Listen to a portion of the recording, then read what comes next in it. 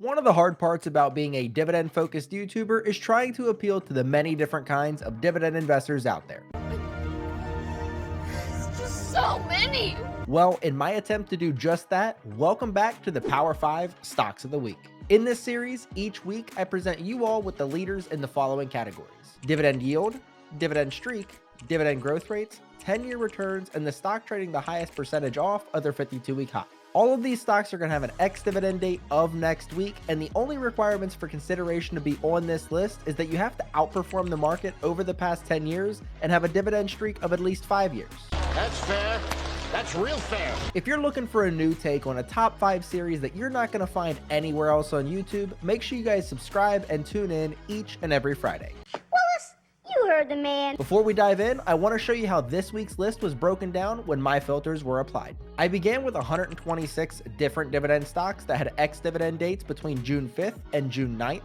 Then I went down to 48 stocks once I required all of them to have a dividend streak of 5 or more years. And finally, the list was brought down to just 13 stocks, or 10.32% of the original list, when I filtered for only the stocks that had outperformed the S&P 500 over the past 10 years. From there, I let the numbers speak for themselves, and here are the leaders in each category. This week's stock with the highest dividend yield is First American Financial, stock ticker FAF.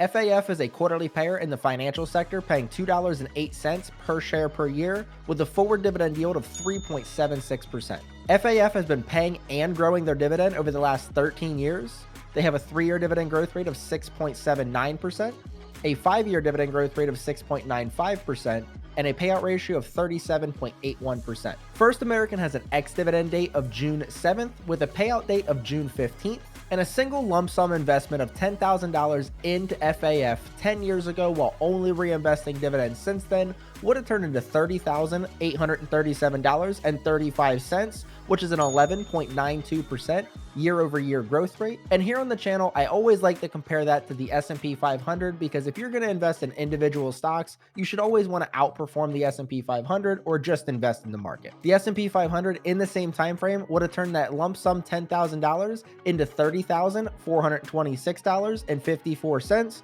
which results in a difference of $410.81 over the past 10 years. This week's stock with the longest dividend streak is Automatic Data Processing, stock ticker ADP. ADP is a quarterly payer in the technology sector, paying $5 per share per year with a forward dividend yield of 2.35%. ADP has been paying and growing their dividend over the last 48 years. They have a 3-year dividend growth rate of 10.45%, a 5-year dividend growth rate of 13.8%, and a payout ratio of 55.94%. ADP has an ex-dividend date of June 8th with a payout date of July 1st, and that same $10,000 investment into ADP 10 years ago while only reinvesting dividends since then would have turned into $42,875.32, which is a 15.67% year-over-year return rate, and that's again compared to the S&P that turned into that $30,426.54, which results in a difference of $12,448.78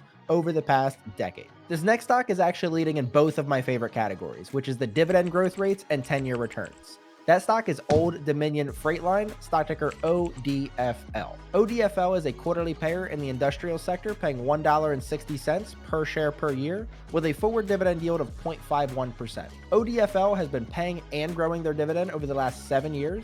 They have a 3-year dividend growth rate of 38.13%, a 5-year dividend growth rate of 35.31%, and a payout ratio of just 10.69%. ODFL has an ex-dividend date of June 6th with a payout date of June 21st, and a single $10,000 investment into ODFL 10 years ago while only reinvesting those dividends since then turned into $111,408.72, which is a 27.26% year-over-year return rate, which we know is compared to the S&P 500 that turned into that $30,426.54, which results in a crazy difference of $80,982.18 on just that 10K just 10 years ago. We now only have one stock left in today's video. Please help me grow the channel by just taking 1 second to leave a like on the video and make sure you guys are subscribed with the bell rung. Doing that will help put my content in the recommended feeds of others. Lastly, feel free to use the comment section down below the video to let me know if there's any dividend related content you would want to see in future videos. But now let's get to this final stock. This week's stock trading the highest percentage off of their 52-week high is Albany International, stock ticker AIN.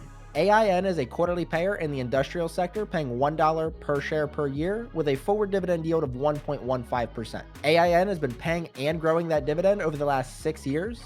They have a 3-year dividend growth rate of 7.53%, a 5-year dividend growth rate of 6.24%, and a payout ratio of 23.77%. At the time of recording, AIN was trading 24.71% off of their 52-week high. AIN has an ex-dividend date of June 6th with a payout date of July 10th, and that $10,000 investment into AIN 10 years ago while only reinvesting those dividends since then would have turned into $31,086.22, which is a 12.01% year-over-year return rate. And again, that's compared to the S&P that turned into that $30,426.54, which results in a difference of $659.68 over the last decade. As mentioned earlier in the video, all of these stocks have outperformed the S&P 500 over the past 10 years. All of these stocks have a dividend streak of at least 6 years, and they all go ex-dividend next week if you choose to make the purchase. Let me know down in the comments if any of these stocks piqued your interest and what it was about that stock that got you excited. And this past Monday, I was able to bring you yet another great interview, this time with my friend Jeremy. We went over all kinds of different dividend topics, and I really hope you can take something from that great conversation. If you happen to miss that, check it out right here. But until next time, see you.